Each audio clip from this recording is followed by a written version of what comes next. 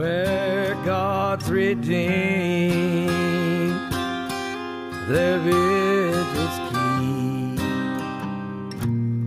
I'm a-going there to see my mother. She said she'd meet. What people really want to hear when they come to me for a reading, they want to know and they want to be sure that dead is not dead, and that they can still see them and hear them and be a part of their lives.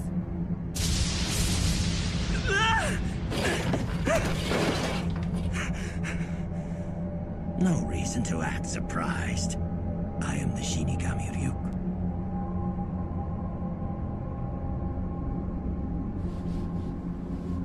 Shinigami? Well, I'm not surprised. In fact, Ryuk, I've been waiting for you. Tell her you're here to fill out a signature card for a new account. Can I help you? Yes, I'm here to fill out a signature card for a new account. And do you know your account number? 926-31043. 926-31043. 31043. Rita Miller. Who? What? Tell her Rita Miller. Rita Miller. Didn't they have you sign a card when you opened the account? Tell her Carl Bruner opened it for you by phone and asked you to come in today. So you see, Carl Bruner, he opened it for me by phone, that account, and now he's asked me to come in today. I see.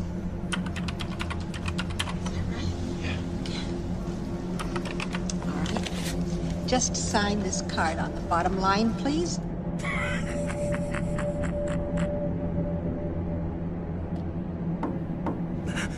Light? It'll be all right. Answer it. What is it? I thought you'd like some apples. The neighbors brought them over for us. Why on earth is it so dark in your room? You ruined your eyesight. What's going on?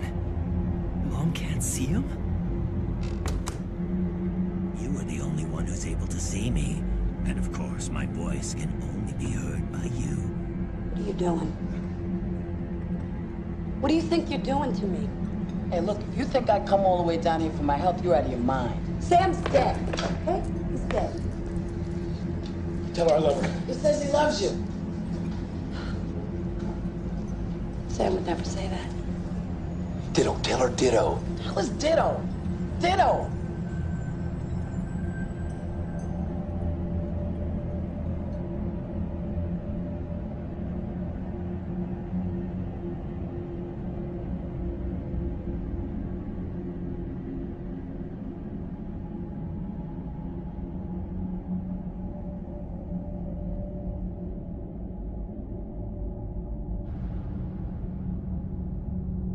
Another name I hear too is Mike. Oh, my son. He's showing me his crossing. Something happened in his lungs, and it's as if he's trying to say at the end he couldn't breathe. Who lost this child that is trying to tell me that they're here? I did. Oh, I'm so sorry, sweetheart. They're showing me that when she left for that side, she was young. I don't think she was even 5 years old. How old was she? She was 2. She's trying to make sure you understand that it was her time to go. And there was nothing you did, and there was no choice that you made, and you are not responsible, and she does not want you to feel guilty. I've heard of mediums in the past, and I've seen some on TV, but I never believed that it was real. And the cancer, was it up in this part of her body? Yes. Because here is where she showed me the cancer's all here. My sister passed away of breast cancer, and she had mentioned early on that she's seen something or felt something within the chest. Right now, she's just counting on you to send her love. Tell everybody you've heard from her, and the suffering is over. All right. One other thing, whose name starts with an L? She's telling me she's with her, Louise. The chances of her knowing or even coming close to this person, Louise, which is my cousin. My sister and my cousin were extremely close. That was an experience that I'll never forget, for sure. One other name she mentions is May, M-A-E, is there. Conchetta mentioned the name May, and she actually spelled it out, M-A-E. And at the time, I had no idea of who she could possibly be talking about. When I went home, I talked to my wife about my experience, and she indicated her stepmother had recently passed away within the last 12 months, and her middle name was in fact May, M-A-E, and her first name was Annie. And I wanted not to believe. I wanted badly not to believe, but as a result, I just could not deny that she was right on. To you or bring you communication from your dear little girl through a medium, because that practice has been forbidden. So anybody engaging in that practice is not a good or godly spirit. So get this. So they say to me, then how did that spirit know about the pink teddy bear with the locket in the bottom drawer of my bureau? And they told, my little girl thanked me for that teddy bear, and I never had the chance to give it to her because she died before I could give it to her. Then I know this is real. And I say to them, I know this is horrible. This is how despicable these demons are. They take glee in making you suffer. They know about the pink teddy bear because they saw you buy it. They know where you put it. They know about the locket. They know about the inscription on the back. I said, they are deceiving you. Why are you doing this to me? You hear me? Why are you doing this to me? I can't. I just can't. Go to May, tell her she's wearing the shirt that I spilled the margarita on, and the earrings are... Holly, Sam says to tell you you're wearing the shirt that he spilled the margarita on, and the earrings he gave you for Christmas.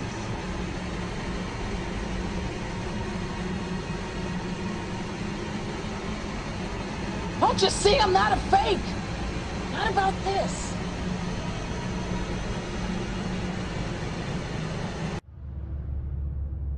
You came up with names a lot of times. Yeah, well, that's them. Well, that's them. Well, that's them. Well, that's them. They came up with names. I get the credit for it, but they're really the ones who are so amazing. Oh, you're amazing. That makes me very happy. But if you walk away with anything today, I don't want you to walk away with saying, I'm amazing. I want you to walk away saying, my family's not dead. And someday we'll all be together again. That's what I want you to walk away with. Oh, thank you. So I got the evening off, and I went out. We went out and had dinner. He told me, "Hey, I got something fantastic to tell you." He said, "I am affiliated with people that speak with the spirits of the dead. How would you like to talk to the spirit of your dead mother?"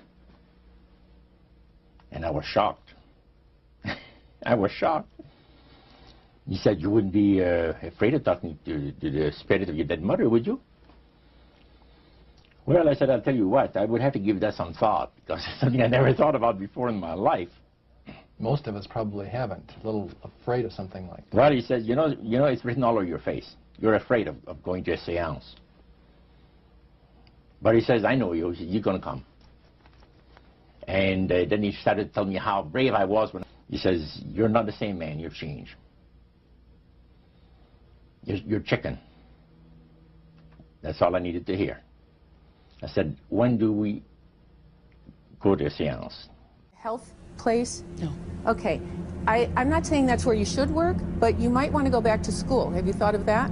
Yes. I feel you need to go back to school. And who is Catherine or Anne? Who is Catherine? That was a friend of mine. Did she pass away? Yes. At a young age? Yes. Okay, so she didn't grow to be an old person. No. Her spirit is with you. She wants you to know she knows how much you miss her. And you did something recently that reminded you of her. You either found something that she gave you, or you did something recently, saw a picture. What did you do? She's telling me, she's telling me, she's telling me, she's telling me, she's telling me you just did something that reminded you of her. I've been thinking about her sister a lot. She was murdered when she was 14, and we'd all thought that Ted Bundy had done it, and that was the current, that was what everyone thought until they found the real guy, right? Yeah, and he's in prison right now. Right. She wants her family to know she's at peace. See, there is a spirit world, everybody, and you know, you're not going to really know till you get over there, but I promise you there's a spirit world. And I feel that since they found the murderer, she is at peace. And they need to know this. And she's telling me about William. That was the man that killed her. Yeah, she's saying that William will get his. What goes around comes around. William will get his. And it's,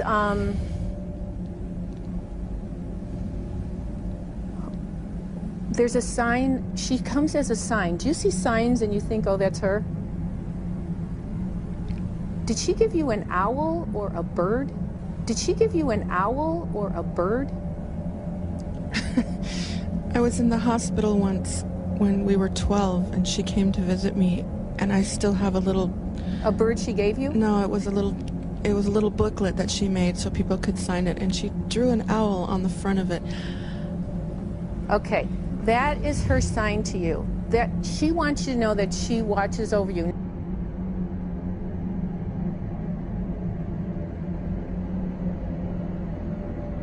How did that spirit know? Anyway, your friend wants you to know that she's at peace, and I gotta go. So thank you for, I'm sorry I didn't read for other people, but you guys, thank you so much for trusting me. And just know your friend is at peace. Tell her family.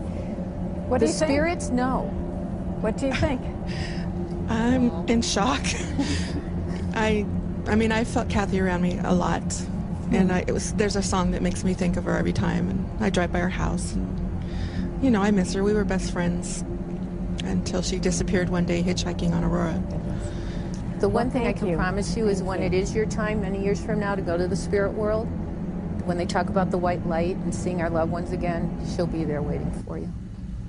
Thank you so much. Shar, thank you. Thank you. If you're interested in a reading from Shar, she's doing a small group reading tonight at the downtown Seattle Marriott starting at 6:30 p.m. And it amazes me because all of a sudden, only Bill would have known that. It's amazing. Nope. The spirits that were around Bill that are familiar with him intimately knew that too.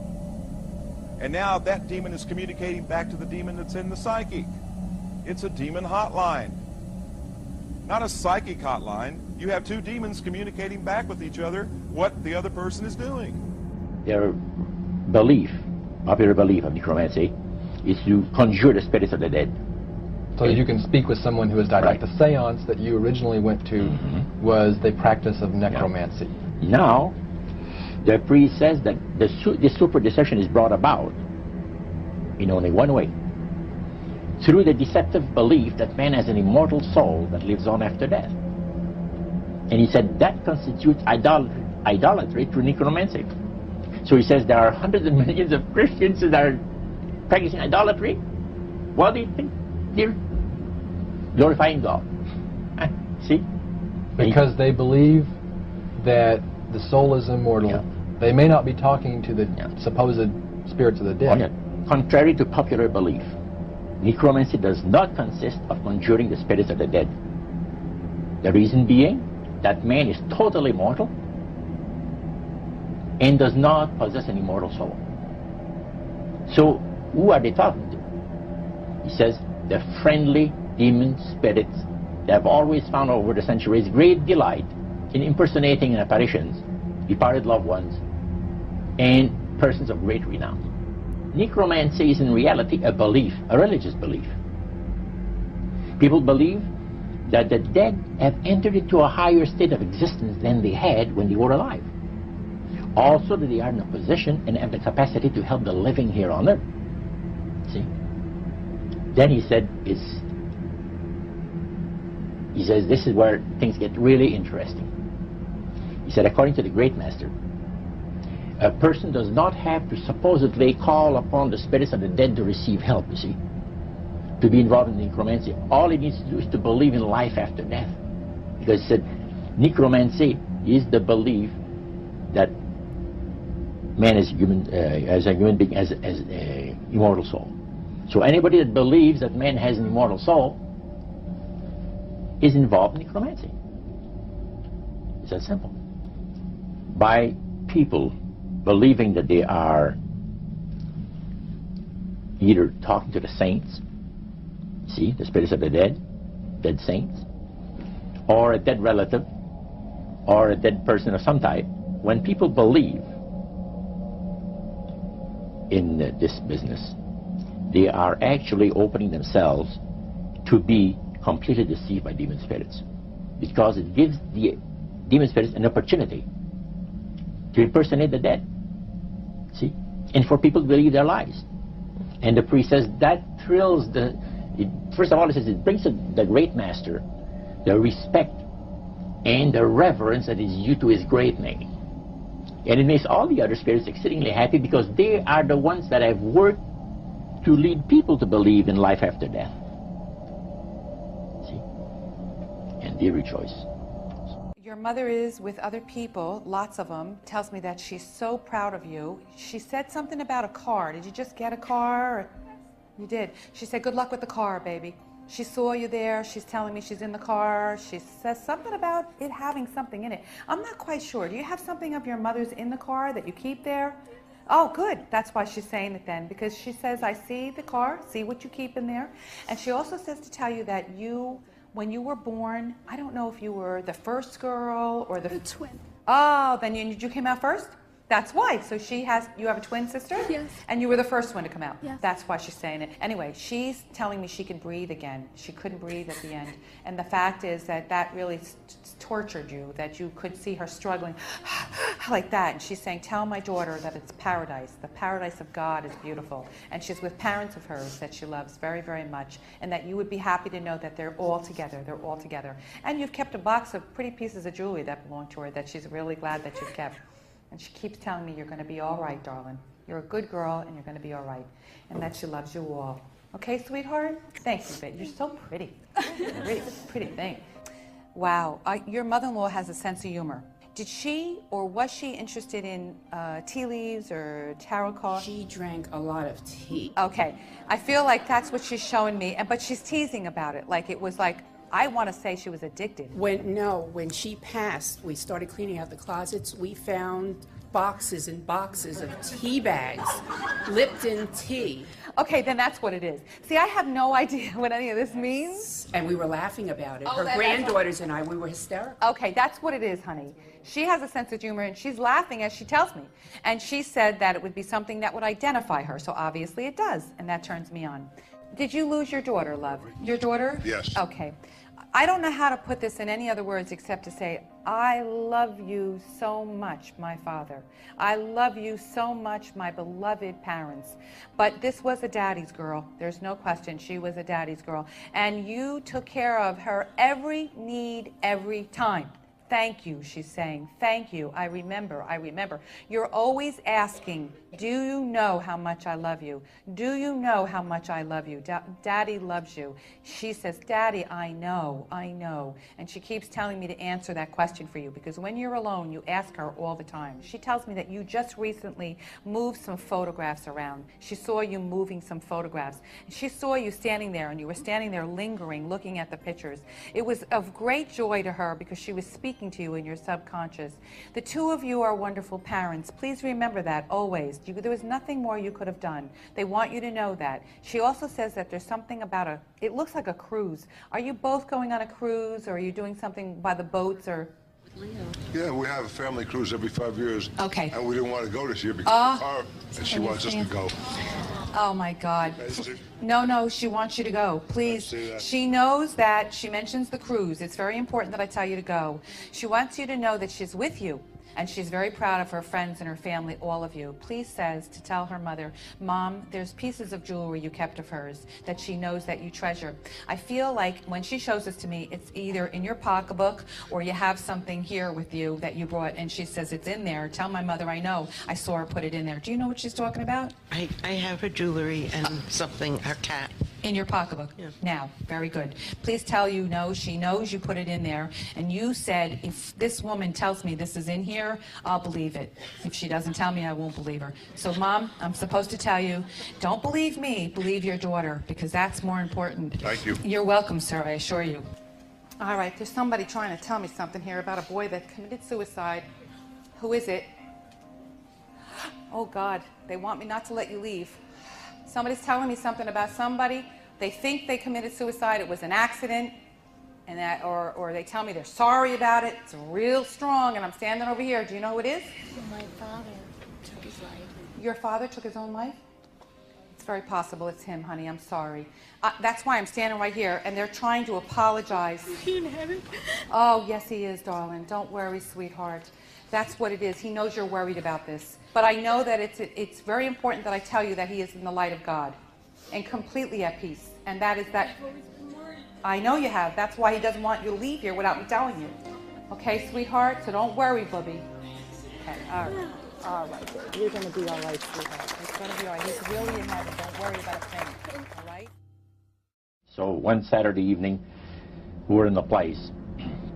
It was the very first time. Very beautiful. We played the medium. Was a lady. She had a gorgeous new home in Montreal. And there were about 20 invited guests there, which I was one of them. And she communicated with the spirits for different people there, and telling them what the spirit said. And then there was one lady that had been talking almost continually before the seance started, and she didn't believe in the dead appearing and all of this and all that. And she said, well, I would have to see my dead sister. She says to believe it. So while the seance was going, one man said, I would like to talk to my friend that died 6 months ago, but I don't want him to appear. Just want to talk to him, because he says, I don't trust you talking to my friend for me. So the medium says, let me inquire of the spirit. Yeah, the spirit will talk with you. And that big masculine voice was heard in the place. It says, hi, Frank. It's nice of you to ask for me to talk with you. And they had a little chat. And after it was over, Frank says, this is the greatest thing on earth, to be able to talk with the spirits of the dead. Then the medium said, we have a very special surprise tonight for you people. A spirit will manifest itself openly here in a few minutes. And it's like a big gust of wind hit the building. And right through the wall. Now, the lights weren't terribly bright, but they were like living room lights. A couple of floor lamps, and maybe some of these. And that translucent being seemed to come right out of the wall. How did you feel right at that moment? It's almost like my heart stopped a little bit. Very weird feeling. So it was a lady in a beautiful evening gown, floorling. And she said to Mary, my dear sister, you are so wonderful to have asked for me. And Mary fainted and fell right off her chair on the floor. And a couple of guys jumped up and picked her up, and spirit gone. And that was the beginning of it. That's how you got into it? Yeah, that's the way I got into it. Her voice would change, and it would be just like your Uncle Bob, who's been dead 10 years, and you would go, oh, that's my Uncle Bob, and he would speak, give you a message, that kind of thing. To be honest, that scared me. I only went to a few of those, but my mother certainly went to more, because she was developing towards becoming a medium. She was going through all the development classes, and she was coming on leaps and bounds. But what started to happen was she could no longer control the spirit guides. They were now choosing when to come through her. She could be, I was with her a few times at the shops, walking along the street, and the spirits would come through her, take control when she didn't want to, and take over. Really, they did it to such an extent where her life was not her own anymore. At this point, she wanted out, because there was so many spirit voices. They all wanted to give messages to the neighbours, to passers-by, she just, it was getting to the point where she didn't know her own thoughts anymore, because they were always talking through her. So she tried to get help. My mother had psychic experiences really since she was a child, and through her teens and adult life, but she tended to ignore it. She wasn't too interested then. Obviously she met my dad, and they had me. So it wasn't till in later years she decided to pursue it and develop it further. Really, when I was about a preteen, I also had psychic experiences as a child too, and was very interested in it as well. Cousins that that were involved in spiritualism. In fact, an uncle was a head of a spiritualist church in Ayrshire. It was a normal childhood most of the time. Really, my dad wasn't interested at all in it, so my mother and I didn't really go into it too deeply. Eventually they divorced, and really then I suppose she just plunged into it in a deeper way. But certainly as a child there were several psychic experiences, dreams, that kind of a thing that my mother and I had. So throughout my childhood there were a few, but it didn't develop until later childhood.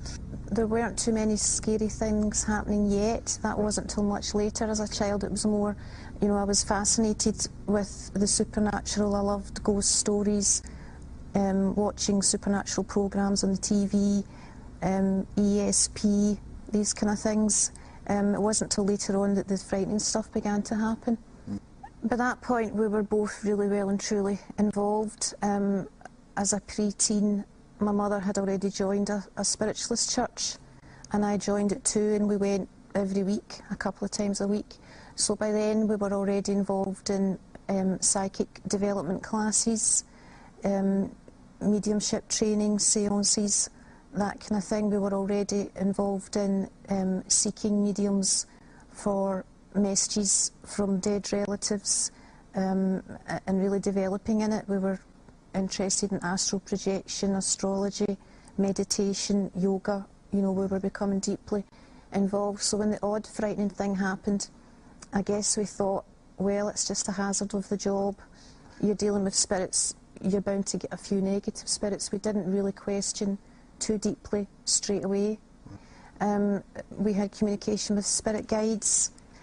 Spirit guides tended to be, the way it would be described would be perhaps an Indian chief or some spirit that had just evolved high up in the spirit world, that had come, had chosen us and had come to be our guide, give us advice, develop our psychic abilities, really be with us all of the time. They would also help channel apparent dead relatives. That's what they explained it to us. Whether it was our great-gran, our sister, great-uncle, whoever, channel them through and communicate with them. But yeah, sometimes it would be the spirit guides giving her the information, other times it would be the relatives themselves. I was more encouraged to take up the psychic art, which was, I didn't get too involved in it, though I started it and became quite frightening, so I didn't pursue it. But that was where I was encouraged to let a spirit guide take over my hand, draw the psychic art, draw the picture, the portrait of the spirit guide, or even the dead relatives. So of course, if I was to give that portrait to a relative, they would think, oh yeah, that's my dead granny, that just looks like her, and it would make them think that the grandmother had come through to them. As I say, I started doing that, and I started doing Kirlian photography, which is photographing spirits with infrared film. But ectoplasm would start to form, and really I got quite afraid of that, and I just didn't want to pursue it. I thought I would go back to it in a few years, but I didn't want to pursue it any further. My mother was much more involved than I was. I was a pre-teen, so I was more involved in going out with friends and that kind of thing, but she delved right into it. She would allow spirit guides to take over her hand, and she would write screeds and screeds and pages of so-called sacred writings.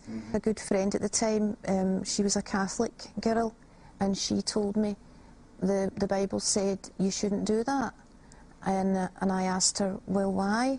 But she didn't really know why. She just said you shouldn't do it. The spiritualists just assumed, well, Christians are kind of narrow-minded. The Bible, you know, they didn't really believe in it. And some Christian spiritualists even said, well, they sometimes spoke to Jesus, that he was just a psychic, he was just a medium, and they sometimes channeled through Jesus, and you know, it was all kind of mixed up. So at that point, I thought the spirit guides were truly who they claimed to be, and the dead relatives were truly who they claimed to be. As I say, if a poltergeist activity did occur, spiritualists would explain that in the sense of, well, sometimes you do get a mischievous spirit that manages to get through and that kind of thing. Hi guys, happy Halloween. We're going to try this again. Didn't work out too well last time. I'm a bit like this. If you didn't see what happened last time, I'll annotatify it up there somewhere. 1, 2, 3.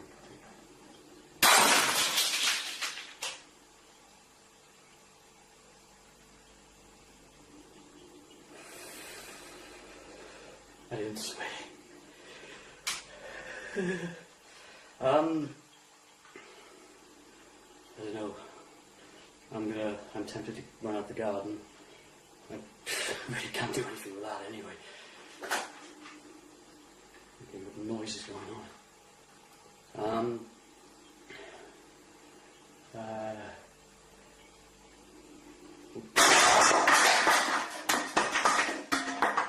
Alright, that's pretty much garden time. The power of Christ compels you.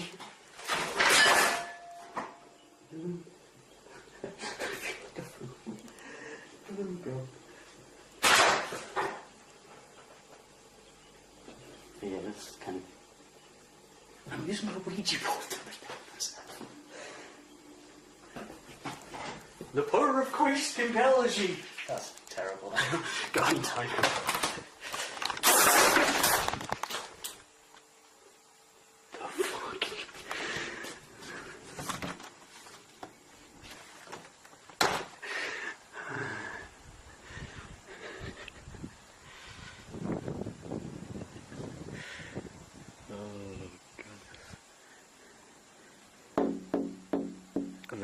That's me knocking.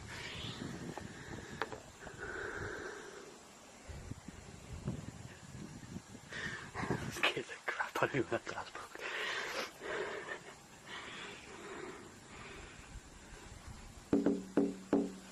Can I come in? The EMF meter as well, that'd be interesting to see what happens with that. Ooh. Obviously not done. I wonder which way it was moving it to. Where's the board? Oh, that would have been a no from what I was saying.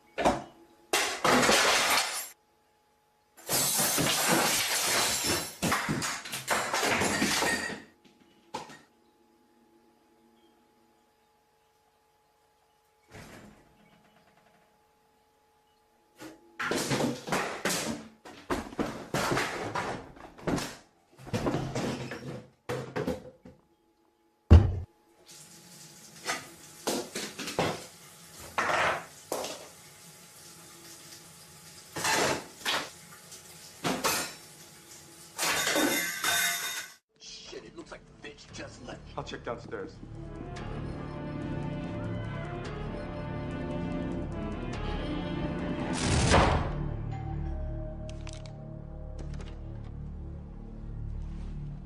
Call.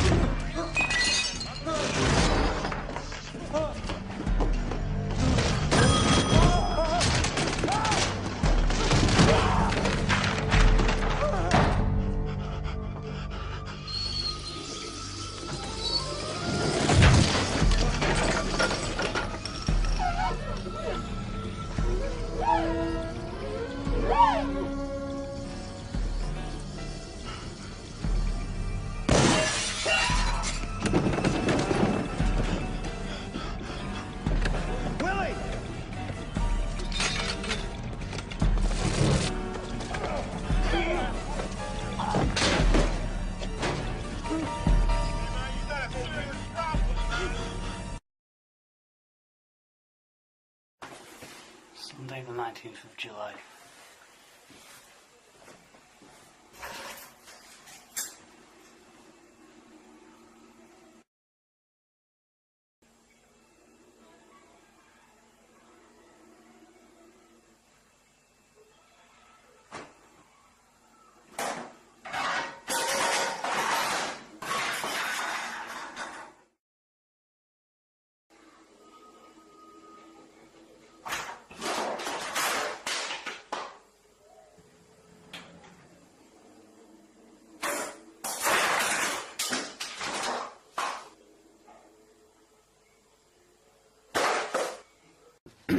I'm in my greenhouse now, it's just great.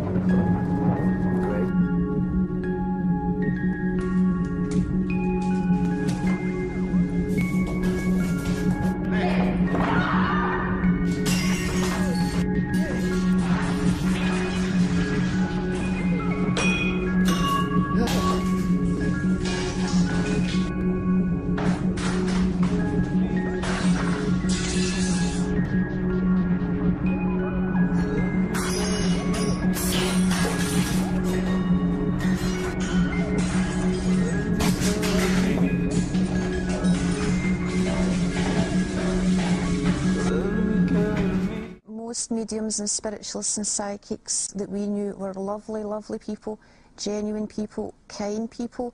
I think that's why a lot of them were attracted to that, because they felt they could help others, they could bring comfort to people, guidance, direction, you know, predictions about their future, prophecies, they could help people. Yeah. So it seemed a lovely religion to be in. It seemed, you know, helpful and everything like that. Yeah. There would be psychic premonitions and dreams, even about what would happen on the news next week, that kind of thing, that would all be very accurate and come true.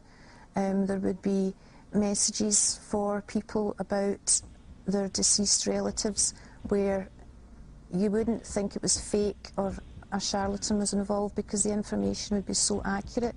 Names, dates, places, descriptions of the deceased person, their personality, phrases they might use a lot. You know, you wouldn't think it was fake at all.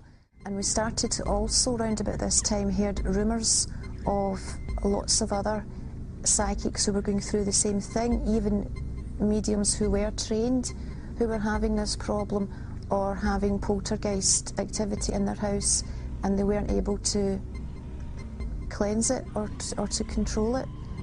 So that we started to get disillusioned with it then. So we thought, why now have our spirit guides turned against us? They attacked my mother, they threw her about the house.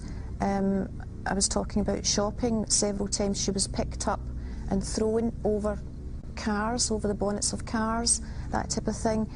The dead relatives, like apparently my grandmother and that kind of thing, had always been kind and given advice. Suddenly they turned against us and would shout obscenities at us. So it was confusing as to why is this happening, and is there another power actually behind? They're not really our relatives after all, or our spirit guides after all. Really because of what was happening in the house, my mother was losing control, the spirit guides were harassing her so much. Sometimes they would force her into a trance. Once the kitchen went on fire and she didn't realise it happened. The whole kitchen was up in flames because they had took her away in a trance, and she didn't know, she just didn't know what was happening. So that's what made me question it. I stopped going to the spiritualist church then, although I actually still believed in it because it's all I ever knew. Eventually I went to university. I was in second year studying psychology, and a lady, a Christian, came alongside me. We became friends, and by this point my mother was taken and put into the psychiatric ward because the spirit guides were telling her to kill neighbours and kill people. So the police were getting complaints about my mum, the doctor had complaints about my mum. She felt she had to do it because the spirit guides were telling her to do it. So, but then it was obvious our mind was so badly affected. So I told Susan this, and she surprised me by saying that Jesus could help with this. Well, I hadn't read the Bible before, so I wasn't very sure at first whether or not to believe her. But she explained that she went to a Pentecostal church where some of the members had been involved in spiritualism before or psychic phenomena before, and they had had horrible experiences too, whether poltergeists or similar experiences. But once they became a Christian and asked Jesus into their heart, Jesus had cleansed their house where mediums before had failed to cleanse their house. So that was beginning to make sense to me. The more she said Jesus could cleanse your house, well, my mother's house was still haunted. My flat still was not so clear. So I went along because a prophet was there. But obviously I heard the gospel and I heard about Jesus, and for the first time I thought, gosh, you know, this could be real, and I hadn't really considered before that it was real. The presence of God was there and touched me for the first time. Well, that night I went home and I hadn't really looked at a Bible before, but strangely enough, that day before we went to the church, I had a Bible ready to take to a charity shop. So it was sitting at the front door, but as soon as I got in, I opened the Bible. And I was starting to get a bit confused because I thought, well, maybe Jesus is just a psychic. Maybe it's all just psychic phenomena. You know, is he really the Son of God?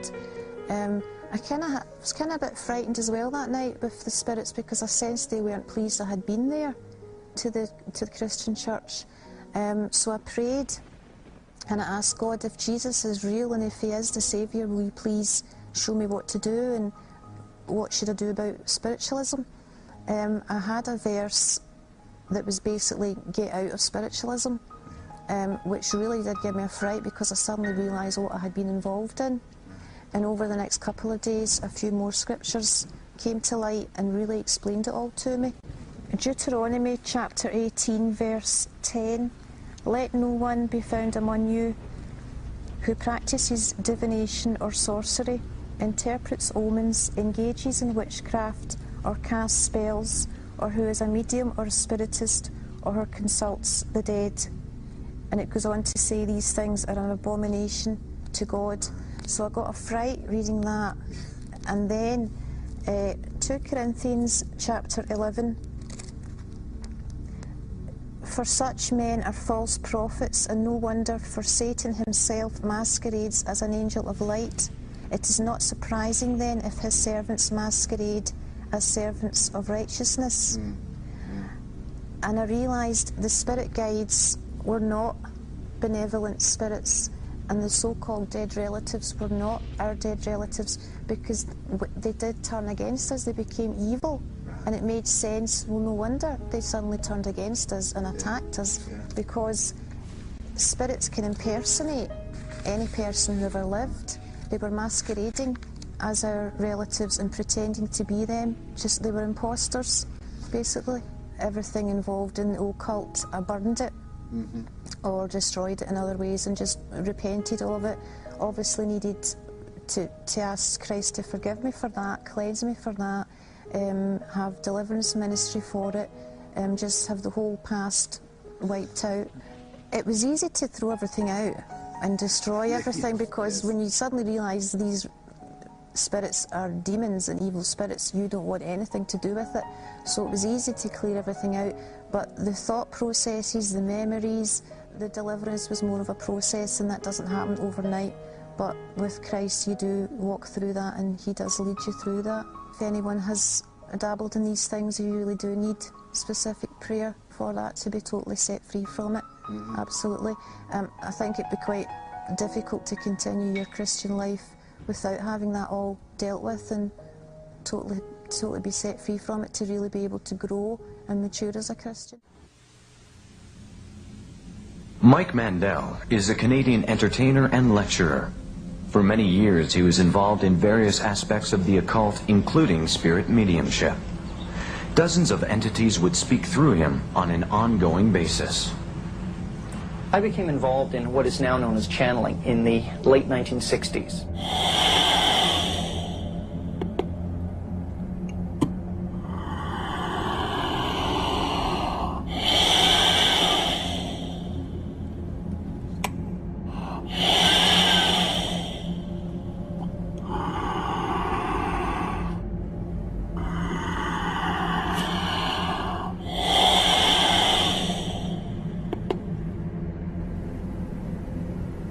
All right. Greetings, dear ones. Yes, hello, dear. May the peace of the Great Spirit be with you always. So let us begin with the discussion. It was a spontaneous experience. We had been trying astral travel and a group of other techniques to let our spirits leave our bodies, to develop clairvoyant abilities, and so on. And when I say we, I mean a small group of us that had polarized together around an occult worldview. By trying these different techniques, I inadvertently opened myself up, and various entities began speaking through me. Initially speaking in my head, and then eventually taking over to such a degree they were using my vocal cords and speaking through me to our friends. Mike could literally be talking to you as I'm talking to you now, and instantly, in a moment, change and be taken over, and someone else would be talking. And his voice would literally stop being Mike and all of a sudden be somebody else. Initially, it seemed to take them quite a bit of effort to take control of me. And it was more or less a voluntary thing. But as time passed, I realized that it was getting much, much easier for them to slip in and out. We used to call it someone popping in. We'd say, oh, so-and-so just popped in when you were gone. And they would appear sometimes for hours, sometimes for just a few minutes.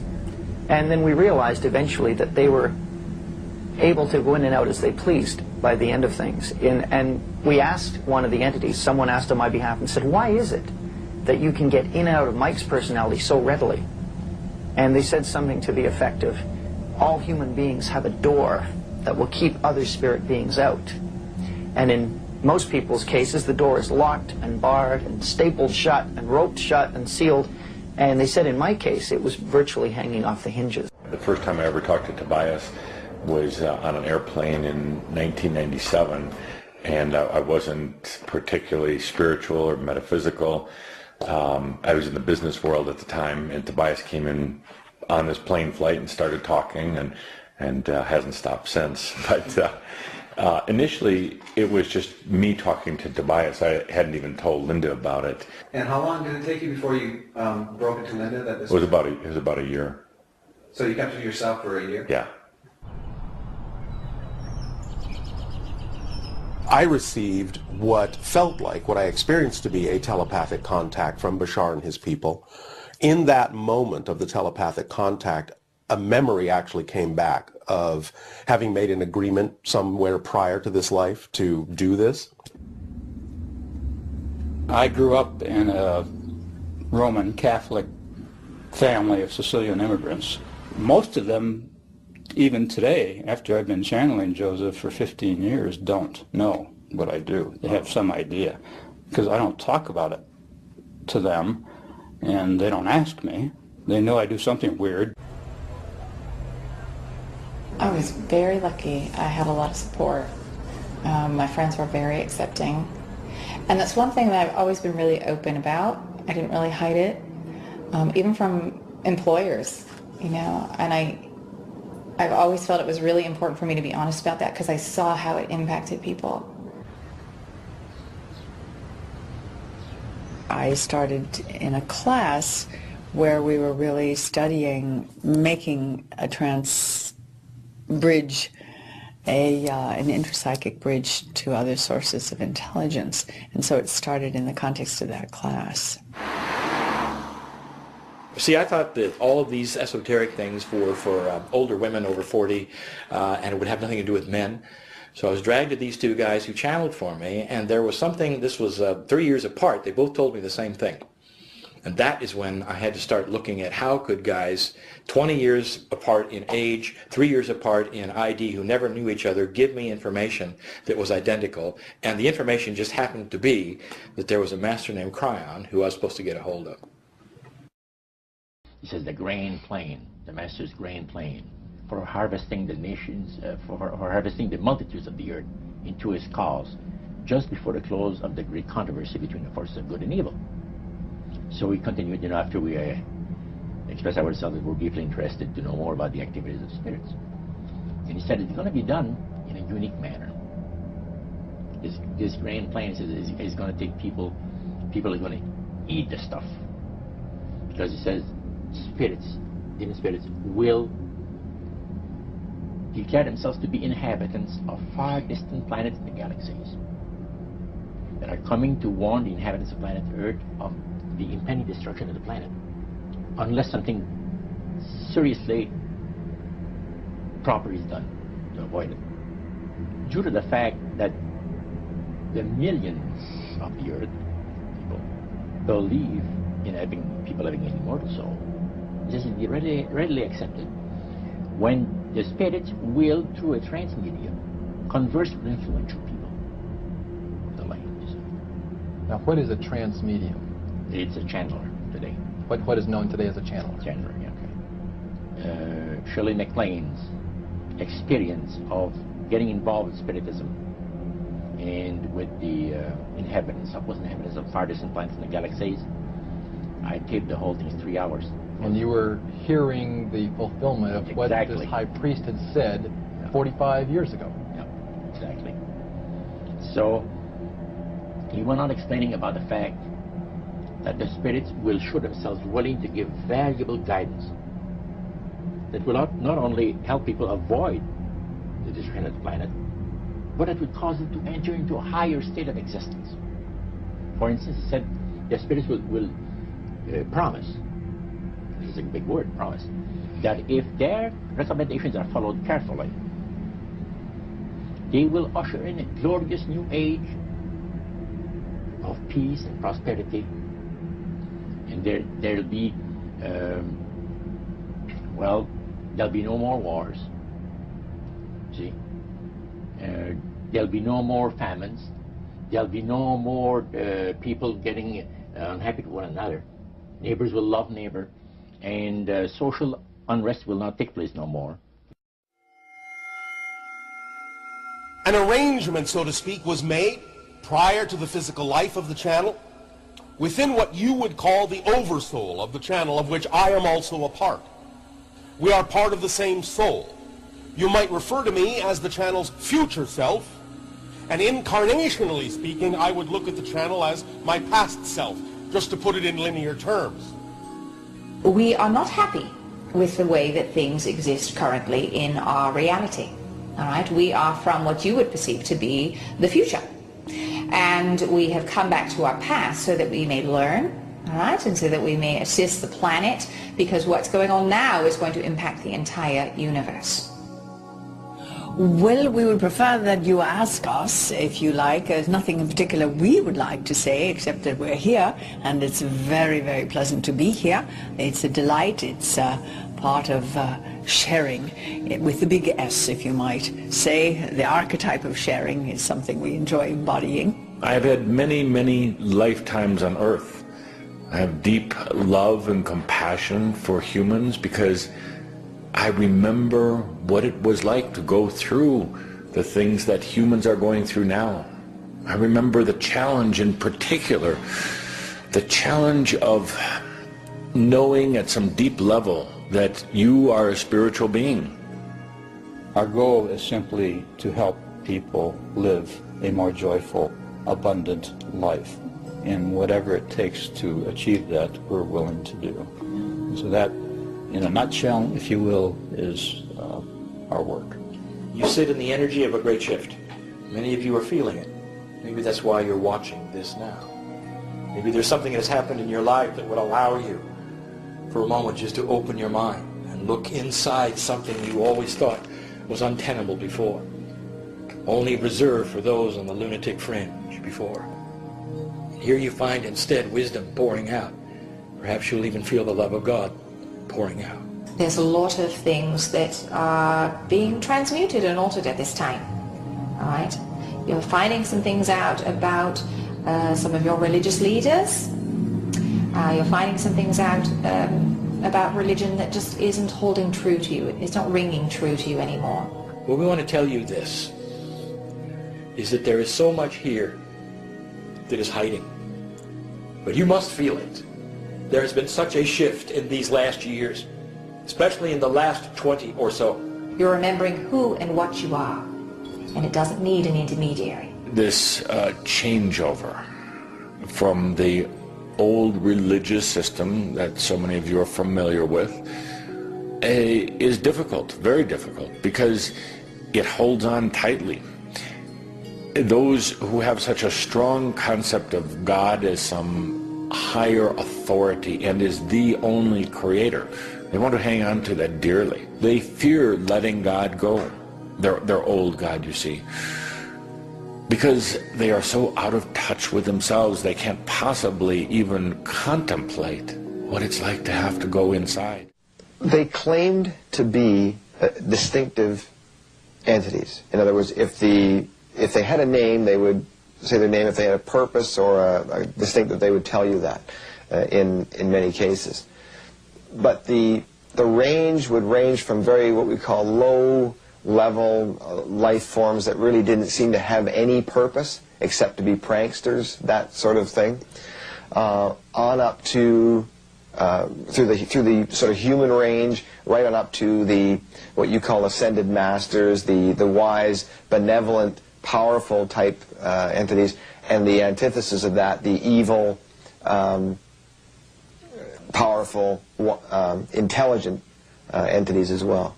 They claim to be ascended masters, highly advanced spirit beings even on other planets, people on various astral planes who had reincarnated and then gone on to perfection, Tibetan Buddhists, people from the past. I mean, there was an entire realm of things that they called themselves. However, the common thread was they were all spiritually pure and were contacting our little group specifically to help us evolve spiritually.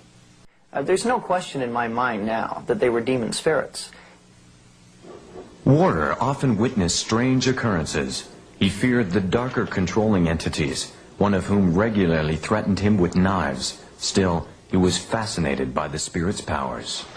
One evening when I was over at Mike's place, we were just sitting talking when all of a sudden one of the entities popped in and became visibly angry with, I think, primarily myself, and began ranting and raving. I can't remember the exact words he was saying, but he got up and sort of stormed off into the kitchen.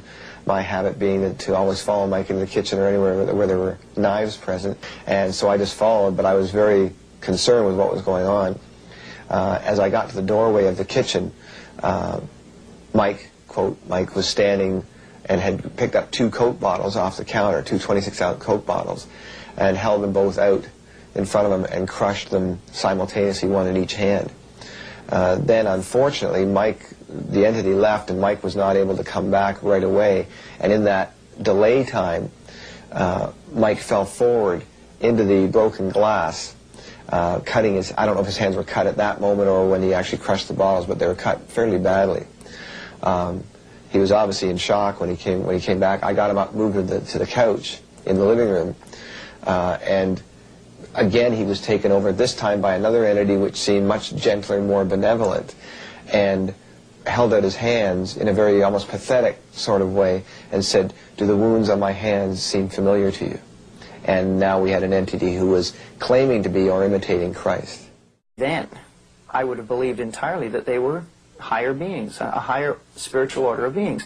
I wouldn't have believed in demons. I didn't think they existed. I thought they were an invention of the Christian church.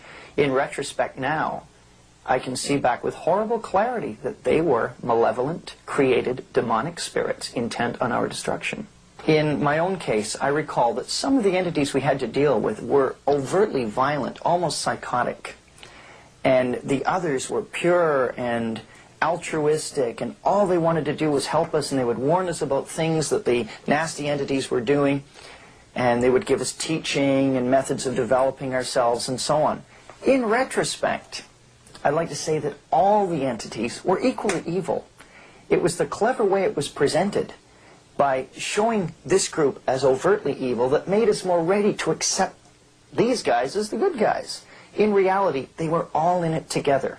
In evaluating the situation, the reason they appeared to be good or evil was to create a contrast and also to create further deception. You know, it was obviously that the whole thing was an incredible deception, but it would have had no credibility if it was obvious as a deception. Obviously what spirits do is warp people's perception of what reality is about. And I think one of the difficult things is that you are really dealing with people who are being duped is the best word I could say, and in that handing over of themselves to this power, in that handing over, they're going to see that as good stuff and not see that they are moving towards some very destructive things for themselves and for others. Spirit channelers and mediums from all walks of life claim contact with the spirit realm. The purpose of this contact, supposedly, is to teach mankind to achieve a higher state of consciousness through the knowledge they present. A classic example is J.Z. Knight, a highly successful spirit channeler who channels a spirit calling itself Ramtha. Ramtha's School of Enlightenment claims to reach some 60 cities in 26 countries around the world.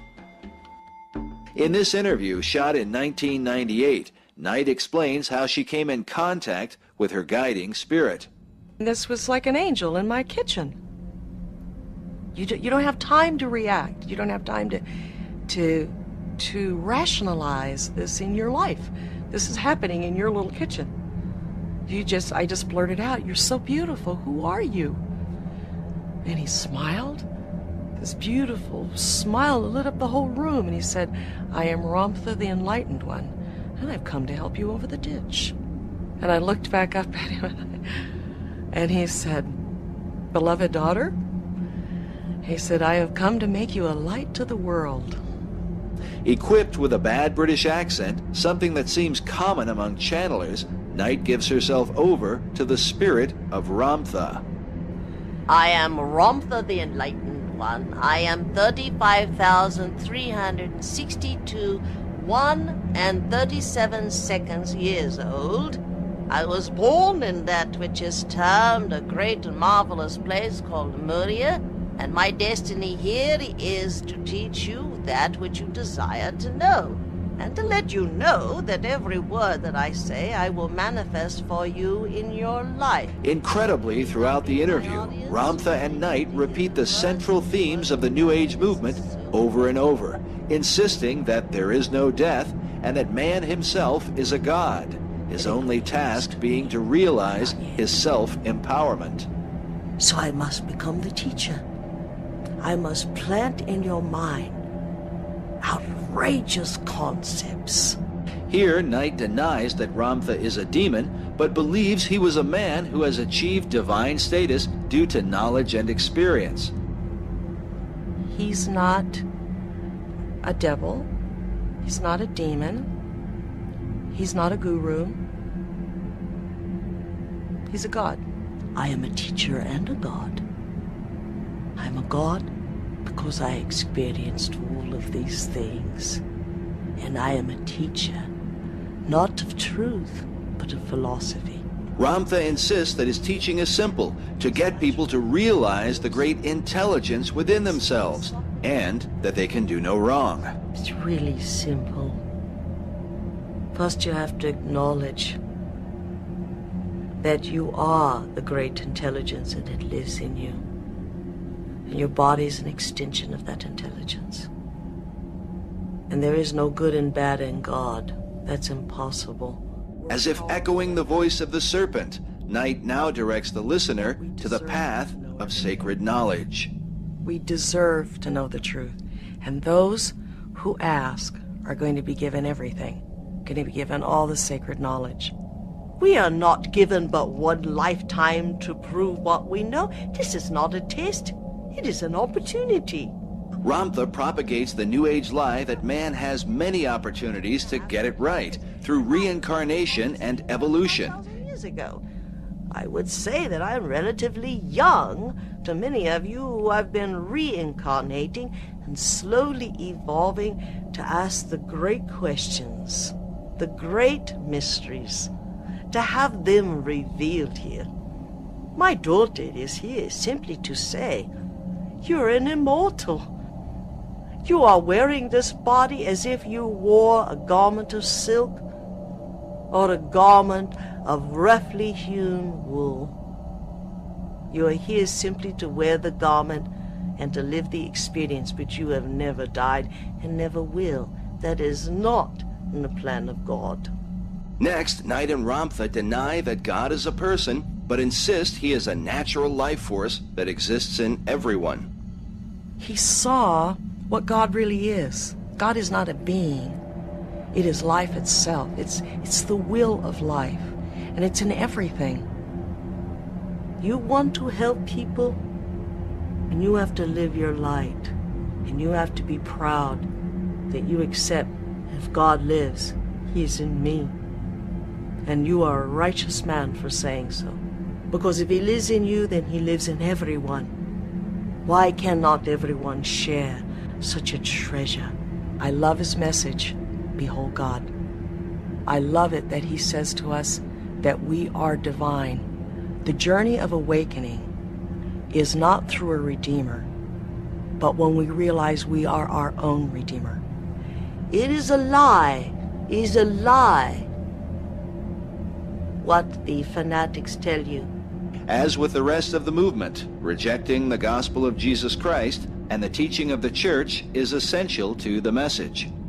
As long as we think that some channel, some channeled entity, some Christ, some priest, some preacher, some deity, some prophet is our Redeemer that excuses us from living life, we have missed the message. Why don't we learn to think on our own and find new benefactors for that greatness? Genius, you know, it is that which is not mediocrity, is not predictable, is not funded, is not hired. It is that which can dream beyond the paradigms. You have the ability to be a genius. And did you know that every dream that you dream should never be put aside as imagination? That every dream is the next step of your evolution. And Ramtha gives us permission. He first says, you are God. Now let's get about learning how to be that. Religion is no longer sacred. Everyone questions the church. They should. Everyone questions the meaning of life, and everyone questions the direction that science has taken. And when you do that, it is an age of enlightenment. We cannot have enlightenment. Does not come on the heels of the Black Plague. No, that is not enlightenment. Enlightenment comes on the heels of plenty. Because only when you are gluttonous to everything and you question everything are you ripe to know what you have never known. So forget about the past and live today on the wisdom, the virtue of what you've gained. You don't have to feel guilty about your life anymore. I would love someone to stand up and say, God doesn't live outside of you. God is you. While J.Z. Knight is among the more successful mediums, she is certainly not alone. A nearly identical doctrine is preached from a series of channelers who believe they are in communication with extraterrestrial spirits from other planets and galaxies. Next, we are introduced to a woman who channels a spirit, calling itself Leah.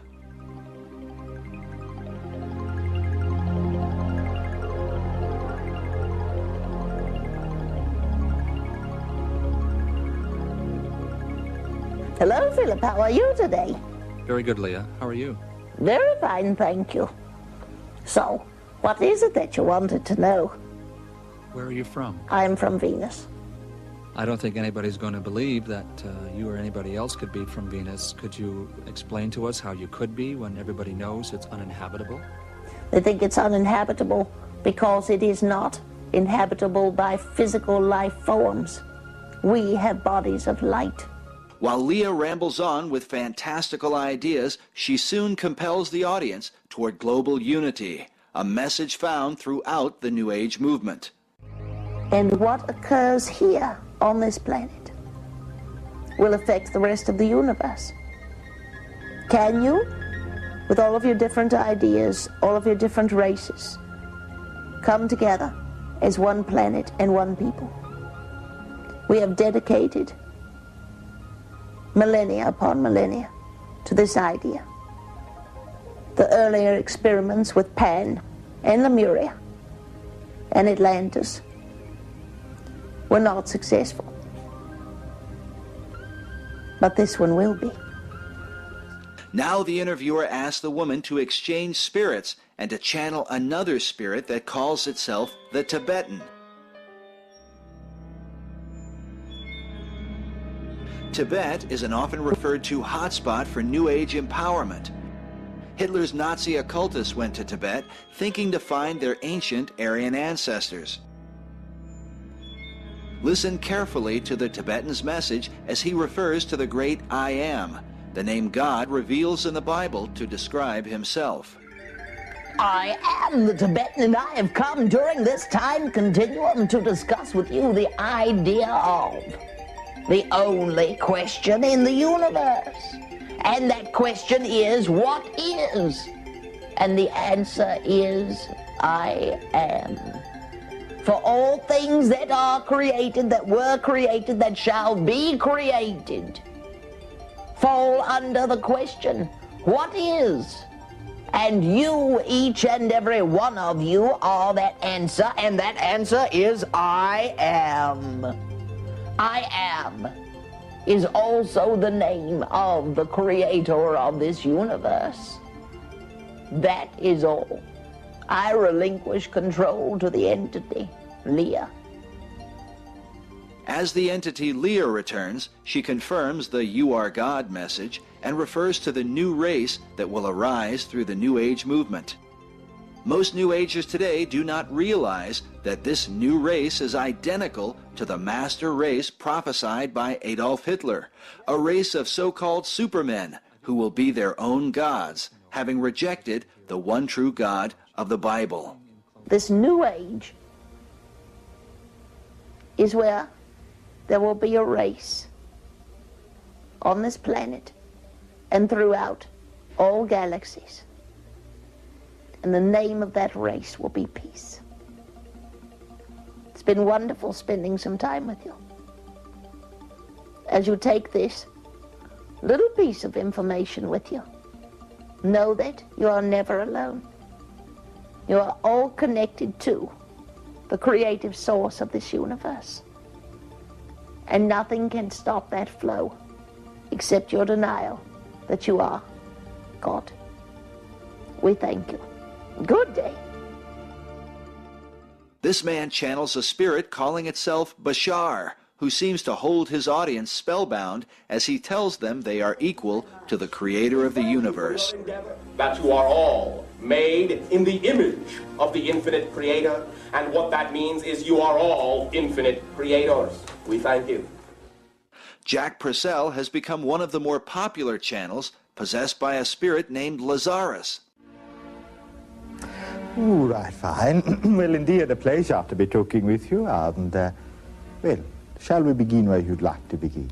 Lazarus tells the listener that God is already within man, and that if man wants to find God, he needs only to find himself.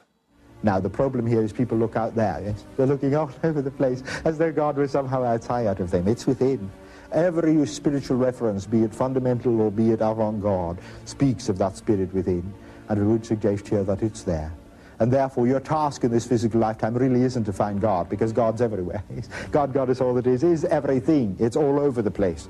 Your task in any physical incarnation is to find yourself. Jane Roberts was a New Age pioneer who channeled a spirit known as Seth. Roberts sold more than 1 million copies of her books and inspired many. In this vocal recording, we hear her channel the spirit of Seth. I've said this many times. I say it 1,000,000 times.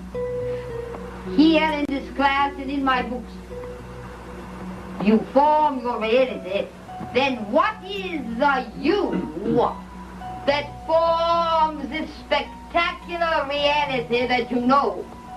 When will you be willing to admit the greatness that is within each of you and not cower and not say in this realm of reality it is not possible, but encounter the greatness within yourselves.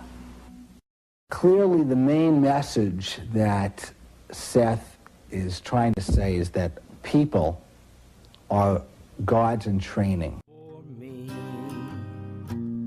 Where God's redeemed their vigil's key,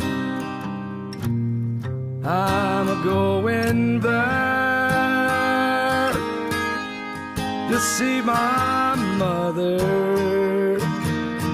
She said she'd meet me when I come for me. Where God's redeemed their vigil's key, I'm a-going there to see my mother. She said she'd meet. What people really want to hear when they come to me for a reading, they want to know and they want to be sure that dead is not dead, and that they can still see them and hear them and be a part of their lives.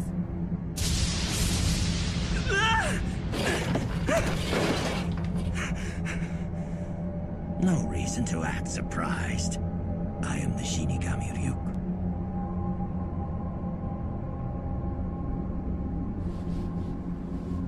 Shinigami? Well, I'm not surprised. In fact, Ryuk, I've been waiting for you. Tell her you're here to fill out a signature card for a new account. Can I help you?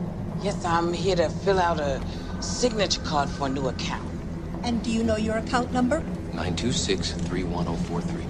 926-31043. 31043. Rita Miller. Who? What? Tell her Rita Miller. Rita Miller. Didn't they have you sign a card when you opened the account? Tell her Carl Bruner opened it for you by phone and asked you to come in today. So you see, Carl Bruner, he opened it for me by phone, that account, and now he's asked me to come in today. I see.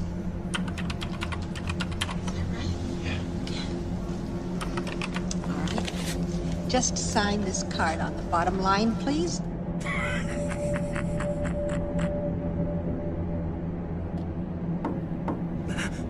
Line? It'll be all right. Answer it. What is it? I thought you'd like some apples. The neighbors brought them over for us. Why on earth is it so dark in your room? You ruin your eyesight. What's going on? Mom can't see him?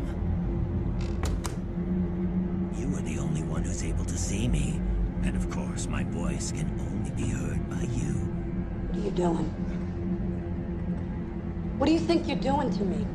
Hey, look, if you think I come all the way down here for my health, you're out of your mind. Sam's dead, okay? He's dead. Tell her I love her. He says he loves you. Sam would never say that. Ditto. Tell her ditto. That was ditto. Ditto.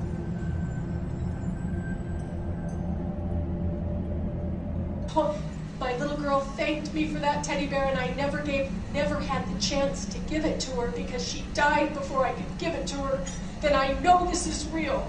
And I say to them, I know this is horrible. This is how despicable these demons are. They take glee in making you suffer. They know about the pink teddy bear because they saw you buy it. They know where you put it. They know about the locket. They know about the inscription on the back. I said, they are deceiving me. Why are you doing this to me? Do you hear me? Why are you doing this to me? I can't. I just can't. What a mate, tell her she's wearing the shirt that I spilled the margarita on and the earrings. Ollie, Sam says to tell you you're wearing the shirt that he spilled the margarita on and the earrings he gave you for Christmas.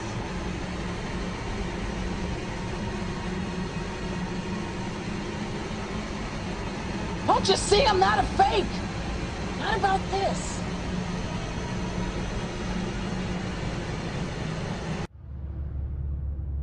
You came up with names a lot of times. Yeah, well, that's them. They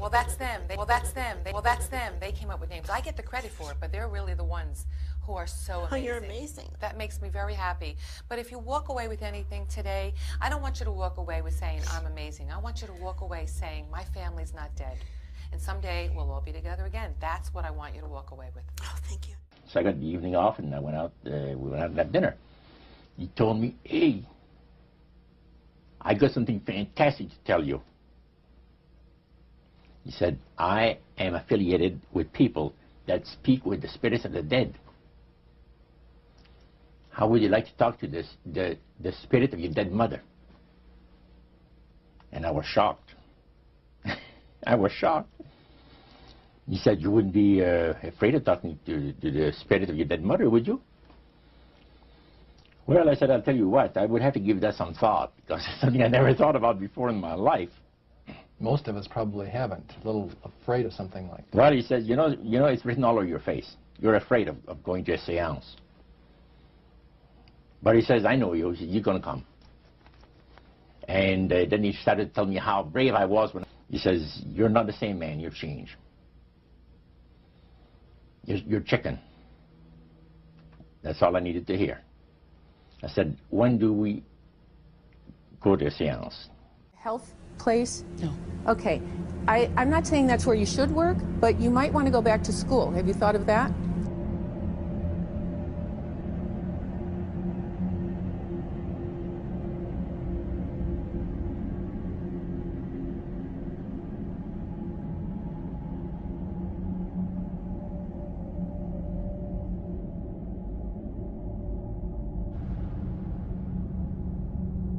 Another name I hear too is Mike.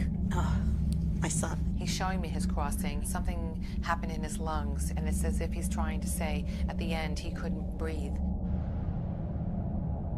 Who lost this child that is trying to tell me that they're here? I did. Oh, I'm so sorry, sweetheart. They're showing me that when she left for that side, she was young. I don't think she was even 5 years old. How old was she? She was 2. She's trying to make sure you understand that it was her time to go. And there was nothing you did, and there was no choice that you made, and you are not responsible, and she does not want you to feel guilty. I've heard of mediums in the past, and I've seen some on TV, but I never believed that it was real. And the cancer, was it up in this part of her body? Yes. Because here is where she showed me the cancer's all here. My sister passed away of breast cancer, and she had mentioned early on that she's seen something or felt something within the chest. Right now, she's just counting on you to send her love, tell everybody you've heard from her, and the suffering is over. All right. Oh, one other thing. Whose name starts with an L? She's telling me she's with her. Louise. The chances of her knowing or even coming close to this person, Louise, which is my cousin. My sister and my cousin were extremely close. That was an experience that I'll never forget, for sure. One other name she mentions is May, M-A-E, is there. Conchetta mentioned the name May, and she actually spelled it out, M-A-E. And at the time, I had no idea of who she could possibly be talking about. When I went home, I talked to my wife about my experience, and she indicated her stepmother had recently passed away within the last 12 months, and her middle name was in fact May, M-A-E, and her first name was Annie. And I wanted not to believe. I wanted badly not to believe, but as a result, I just could not deny that she was right on. To you or bring you communication from your dear little girl through a medium, because that practice has been forbidden. So anybody engaging in that practice is not a good or godly spirit. So get this. So they say to me, then how did that spirit know about the pink teddy bear with the locket in the bottom drawer of my bureau? And they Go to the spirit world. When they talk about the white light and seeing our loved ones again, she'll be there waiting for you. Thank you so much. Shar, thank you. If you're Thank interested in a reading from Shar, she's doing a small group reading tonight at the downtown Seattle Marriott starting at 6:30 p.m. And it amazes me because all of a sudden, only Bill would have known that. It's amazing. Nope. The spirits that were around Bill that are familiar with him intimately knew that too. And now that demon is communicating back to the demon that's in the psychic. It's a demon hotline. Not a psychic hotline. You have two demons communicating back with each other what the other person is doing. their belief, popular belief of necromancy, is to conjure the spirits of the dead. So you can speak with someone who has died. Right. Like the seance that you originally went to was the practice of necromancy. Now, the priest says that the super deception is brought about in only one way. Through the deceptive belief that man has an immortal soul that lives on after death. And he said that constitutes idolatry through necromancy. So he says there are hundreds of millions of Christians that are practicing idolatry. What do you think? They're glorifying God. See? Because they believe that the soul is immortal. Yeah. They may not be talking to the supposed spirits of the dead. Contrary to popular belief, necromancy does not consist of conjuring the spirits of the dead. The reason being that man is totally mortal and does not possess an immortal soul. So who are they talking to? He says the friendly demon spirits that have always found over the centuries great delight in impersonating in apparitions departed loved ones and persons of great renown. Necromancy is in reality a belief, a religious belief. People believe that the dead have entered into a higher state of existence than they had when they were alive. Also that they are in a position and have the capacity to help the living here on earth. See? Then he said, he says this is where things get really interesting. He said, according to the great master, a person does not have to supposedly call upon the spirits of the dead to receive help, you see, to be involved in necromancy. All he needs to do is to believe in life after death. Because he said, necromancy is the belief that man is as a human being, as an immortal soul. So anybody that believes that man has an immortal soul is involved in necromancy. It's that simple. Yes. I feel you need to go back to school. And who is Catherine or Anne? Who is Catherine? That was a friend of mine. Did she pass away? Yes. At a young age? Yes. Okay, so she didn't grow to be an old person. No. Her spirit is with you. She wants you to know she knows how much you miss her. And you did something recently that reminded you of her. You either found something that she gave you, or you did something recently, saw a picture. What did you do? She's telling me, she's telling me, she's telling me, she's telling me, she's telling me you just did something that reminded you of her. I've been thinking about her sister a lot. She was murdered when she was 14, and we'd all thought that Ted Bundy had done it, and that was the current, that was what everyone thought until they found the real guy, right? Yeah, he's in prison right now. Right. She wants her family to know she's at peace. See, there is a spirit world, everybody, and you know, you're not going to really know till you get over there, but I promise you there's a spirit world. And I feel that since they found the murderer, she is at peace. And they need to know this. And she's telling me about William.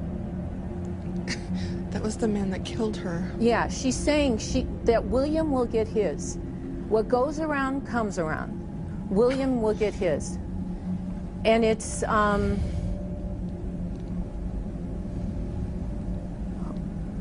there's a sign. She comes as a sign. Do you see signs and you think, oh, that's her? Did she give you an owl or a bird? Did she give you an owl or a bird? I was in the hospital once when we were 12, and she came to visit me, and I still have a little... A bird she gave you? No, it was a little booklet that she made so people could sign it, and she drew an owl on the front of it. Okay, that is her sign to you. That she wants you to know that she watches over you.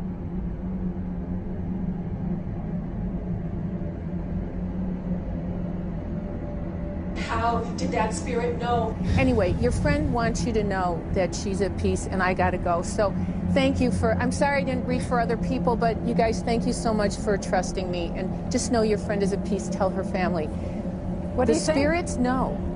What do you think? I'm in shock. I mean, I felt Kathy around me a lot. And there's a song that makes me think of her every time. And I drive by her house. And, you know, I miss her. We were best friends. until she disappeared one day hitchhiking on Aurora.